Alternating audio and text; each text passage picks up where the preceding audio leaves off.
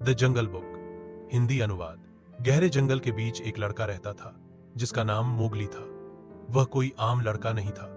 उसे भेड़ियों के एक झुंड ने बचपन में पाया और अपनी तरह पाला था।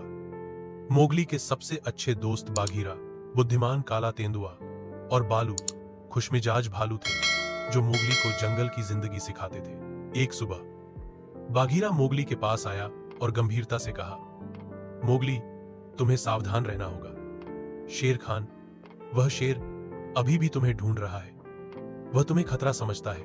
मोगली ने हिम्मत से सिर हिलाया। बालू भी आकर हंसा और बोला, फिक्र मत करो छोटे, मैं तुम्हें जंगल के नियम सिखाऊंगा ताकि तुम अपनी रक्षा कर सको। मोगली ने अपने दिन बालू से सीखते हुए बिताए कि कैसे पेड़ों पर चढ़ना है, खाना कहां से लेना है और जंगल की आवाजें सुननी है। बाघीरा उसे चुपके से चलने और धैर्य रखने की शिक्षा देता रहा, लेकिन खतरा करीब था। शेर खान जंगल के इलाके के पास घूम रहा था। उसकी आंखों में गुस्सा था। एक शाम जब सूरज पेड़ों के पीछे छिप रहा था, शेर खान मैदान के किनारे आ पहुंचा। भेड़िए जोर से गरजने लगे, लेकिन मोगली बेखौफ कदम आगे बढ़ा। मैं भी जंगल का हिस्सा हूं, मोगली ने दृढ़ता से कहा। मैं अपने परिवार की रक्षा करूंगा। शेर खान जोर से गरजा और झपटा, लेकिन मोगली ने बालू की सिखाई हुई बातें याद की। तेज चालों और चतुराई से मोगली ने शेर खान को चकमा दिया और उसे जंगल से दूर ले गया। बाघीरा और बालू खुश हुए।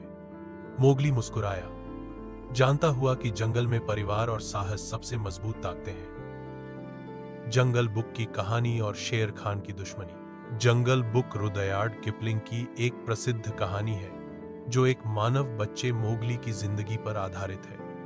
मोगली एक छोटे बच्चे के रूप में जंगल में खो जाता है और भेड़ियों के झुंड के साथ बड़ा होता है।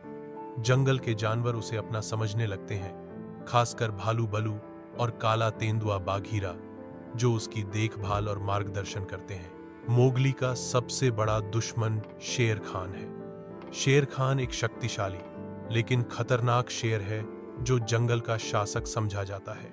उसे इंसानों से नफरत है क्योंकि वह सोचता है कि इंसान जंगल की दुनिया का हिस्सा नहीं हो सकते। जब शेर खान को पता चलता है कि मोगली जंगल में रह रहा है, तो वह उसे मारने की कोशिश करता है। शेर खान की दुश्मनी मोगली के लिए बहुत बड़ा खतरा बन जाती है। वह बार बार मोगली को खत्म करने की साजिश रचता है ताकि जंगल में अपनी सत्ता बनाए रख सके, लेकिन मोगली अपने दोस्तों की मदद से उसकी हर कोशिश का सामना करता है। बलू और बाघीरा न केवल उसकी रक्षा करते हैं, बल्कि उसे जंगल के नियम भी सिखाते हैं ताकि वह सुरक्षित रह सके।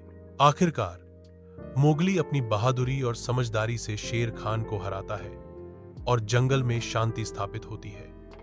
यह कहानी हमें सिखाती है कि डर, नफरत और पक्षपात का मुकाबला बुद्धिमानी, दोस्ती और हिम्मत से किया जा सकता है। शेर खान का चरित्र यह दिखाता है कि शक्ति का गलत इस्तेमाल नुकसान पहुंचाता है, जबकि मोगली की जीत आशा और बहादुरी की निशानी है। एकांत टीवी स्टेशन वर्षों से परित्यक्त मौन में खड़ा है। स्टेशन के ऊपर एक अकेली लाल बत्ती रुक कर टिमटिमाती है, जो चुप्पी को तोड़ती है। रात की शांति में मैक्स अपने कमरे में अकेला बैठा है। मैक्स टीवी चालू करता है। पुराने चैनल पर ट्यूनिंग करते हुए झिलमिलाती है, एस्थेटिक से भरी हुई बजते हैं और स्क्रीन एक अजीब काले और सफेद कार्टून के साथ जीवंत हो उठती है। मिस्टर विगल्स बच्चों के साथ नाचते हैं। उनकी स्थिर आंखें इस परेशान करने वाले दृश्य को और बढ़ाती हैं। बेसुरी संगीत कार्टून के परेशान करने वाले माहौल को बढ़ाता है। टेलीविजन स्क्रीन पर मिस्टर विगल्स अपनी टोपी झुकाते हैं और एक बच्चे पॉप की आवाज के साथ गायब हो जाते हैं। मैक्स टेलीविजन के करीब जाता है। मिस्टर विगल्स मुड़ते हैं। उनकी निगाह सीधे मैक्स पर टिकी है। अब तुम्हारी बारी है मैक्स।